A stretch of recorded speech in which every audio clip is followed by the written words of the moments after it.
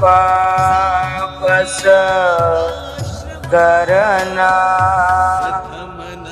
कुशल shop संपदा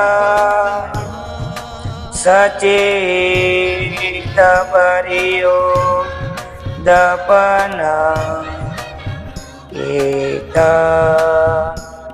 बुद्ध नुशासनंती।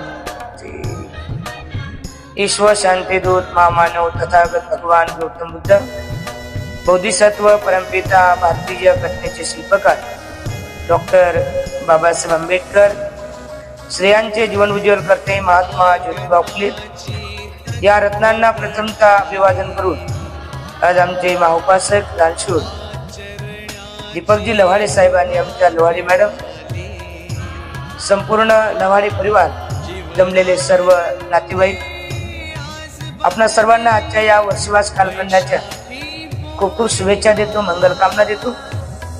खूप वर्षानंतर 25 वर्षानंतर लव्हाडे परिवारांची आमची भेट झाली। वयाच्या 14 वर्षापासून त्यांची आमची ओळख आहे।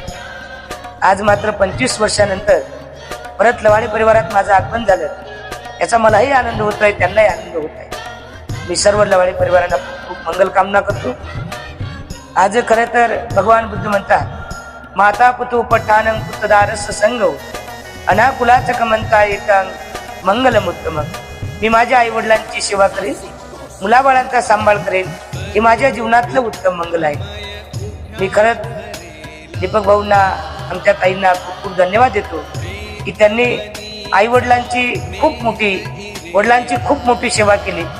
हे आज जे पुण्य आहे, बंगला माडी गाडी, हे जे वैभव आहे आज लव्हाडे परिवारामधलं, हे केवळ त्यांच्या आई वडिलांच्या पुण्यामुळे। कारण आई वडिलांची खूप मोठी सेवा मी गेल्या 25 वर्षापासून बघतो। मधातला काही कालखंड घात झाला, परंतु सुरुवातपासून भाऊंनी आई वडिलांची खूप मोठी सेवा केली। प्रियजनो, आई वडील हे आपल्या जगातले फार मोठे महत्वाचं दैवत आहे।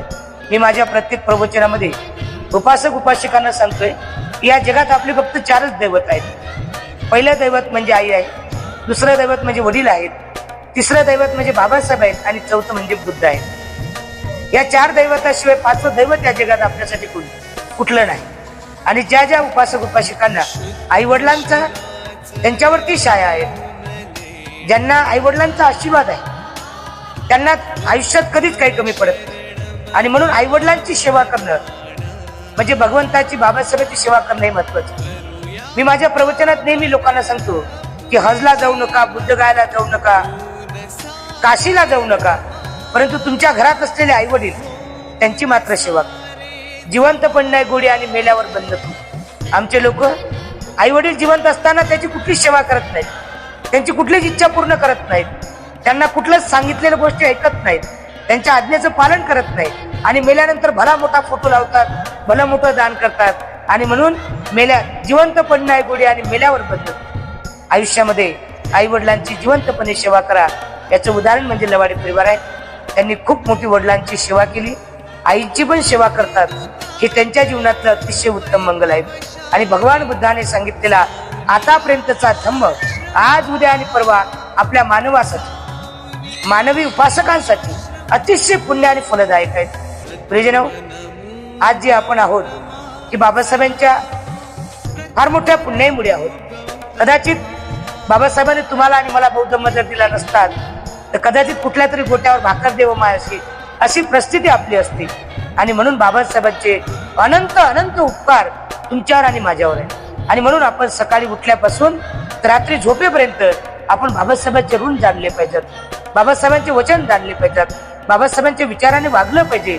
आणि जे जे लोक बाबासाहेबांच्या विचाराने जगतात, बाबासाहेबांच्या विचाराला जाणतात, त्या लोकांना त्यांच्या आयुष्यात पश्चाताप करण्याची वेळ येत नाही, त्यांना दुःख भोगण्याची वेळ येत नाही। याचं कारण की बाबासाहेबाला तो कधीच बेमान झाला आणि म्हणून त्याचा परिवार सुद्धा त्याला बेमान होत नाही।